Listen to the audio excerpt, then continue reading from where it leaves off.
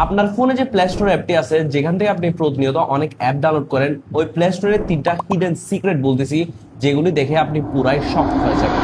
Number 1, প্রথমেই play store open করে প্রোফাইলে ট্যাপ দিয়ে প্লে প্রোটেক্টে ট্যাপ দিয়ে এইবার এখান থেকে সেটিংসে যান আর এই দুটি অপশনের টগল অন করে স্ক্যানে ট্যাপ দিয়ে এবার আপনার ফোনে যদি কোনো হার্মফুল অ্যাপ ইনস্টল থাকে, এগুলো অটোমেটিকলি স্ক্যান করে আনইনস্টল করে দিবেন। Number 2, again play store open করে প্রোফাইলে ট্যাপ দিন আর এখান থেকে পার্সোনালাইজ ইন প্লে স্টোর অপশনে ক্লিক দিন। এবার একটু স্ক্রল ডাউন করে মাই অ্যাডস এর অপশন দেখতে পাবেন, এইটিতে ট্যাপ দিয়ে টার্ন অফ করে দিন। এবার গুগল কখনো আপনাকে পার্সোনালাইজ কোনো অ্যাডই দেখাতে পারবে না। নাম্বার 3, আবার প্লে স্টোর ওপেন করে প্রোফাইলে ট্যাপ দিন। এবার এখান থেকে ম্যানেজ অ্যাপস এন্ড ডিভাইসে ট্যাপ দিন। এবার ম্যানেজে ট্যাপ দিন আর দিস ডিভাইস থেকে নট ইনস্টল সিলেক্ট করে দিন। এবার এখানে যে অ্যাপগুলি আপনার সামনে শো করছে, এগুলি আপনি ফোন থেকে তো আনইনস্টল করে দিয়েছেন, বাট এখানে থেকে গিয়েছে।